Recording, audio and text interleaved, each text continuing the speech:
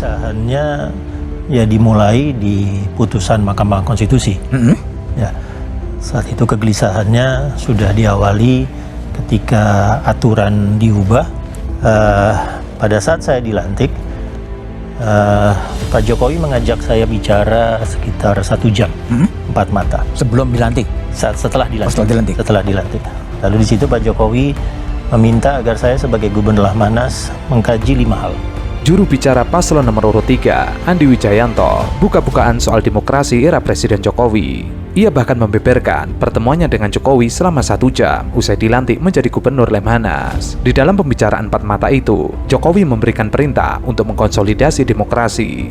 Nah, yang nomor 1 yang ingin dikaji oleh Pak Jokowi adalah konsolidasi demokrasi. Oke. Wawancara pertama saya sebagai Gubernur Lemhanas ya di media nasional itu diberi judul regresi demokrasi. Regresi demokrasi. Regresi demokrasi. Nah, nanti Mbak Titi bisa konfirmasi bahwa memang kalau kita melihat indeks demokrasi terjadi penurunan yang signifikan ya di Indonesia dan juga global. Lalu wawancaranya pertama kali kepada media adalah regresi demokrasi. Dan benar saja, saat melakukan cek dan recheck, indeks demokrasi era Jokowi terjadi penurunan yang sangat signifikan.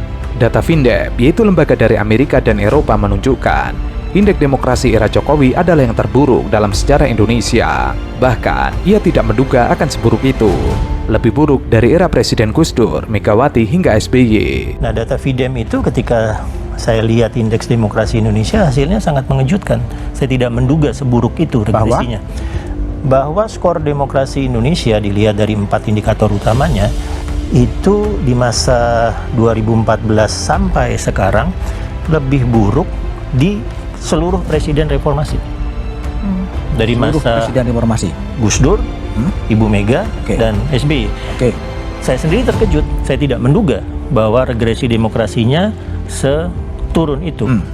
Diawali tahun 2014 antara Prabowo dengan Jokowi. Saat itu awal dimulainya media sosial dan hoax, dan berlanjut ke Pilpres 2019. Indeks demokrasi Indonesia malah semakin menurun. Harusnya tahun 2024 adalah awal untuk menaikkan indeks demokrasi, namun malah terjadi kontradiksi sehingga akhirnya disorot kembali oleh media dunia. Ya, tapi ternyata demokrasi kita dengan pemilu 2014 yang benar-benar pemilu yang keras. Saat itu menjadi pemilu medsos yang pertama, pemilu hoax yang pertama, pemilu post-truth yang pertama, indeks demokrasi turun. 2019 terulang. Ada Pilgub 2017 yang membuatnya terulang.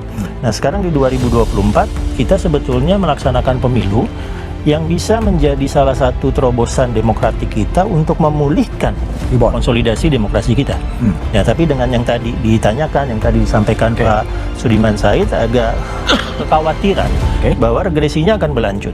Sementara itu, juru bicara paslon nomor urut 1, Sudirman Said, mengatakan ketidaknetralan paling mendasar adalah yang seharusnya menjadi wasit malah menjadi pemain.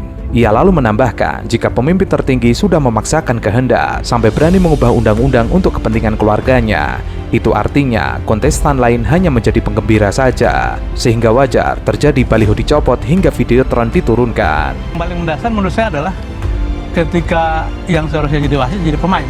Yang seharusnya jadi wasit jadi pemain. Jadi kalau pemimpin paling tinggi sudah memaksakan kehendaknya sampai merubah undang-undang, untuk kepentingan keluarganya, itu yang lain hanya ikutan saja tuh. Jadi kalau ada hal-hal yang teknis, ada baliho dicopot, ada videotron dilarang, itu sebetulnya hanya implementasi dari sikap keseluruhan yang dikehendaki. Dan itu saya kira bagian dari kegelisahan itu yang kami memang tidak bisa terlalu vokal mengatakan itu karena pasti kan tidak lepas dari subjektivitas. Tapi alhamdulillah. Hal yang sama juga diungkapkan oleh Putri Presiden keempat Abdurrahman Wahid atau biasa disebut Gus Dur, Alisa Wahid. Ia mengakui ada kegelisahan guru bangsa melihat fenomena Pilpres yang terjadi saat ini. Ini kok kayaknya pemilu 2024 dianggap sebagai terminal terakhir ya? Terminal terakhir? Ya, jadi semua orang tuh hanya melihat pemilu 2024 yang menang siapa gitu.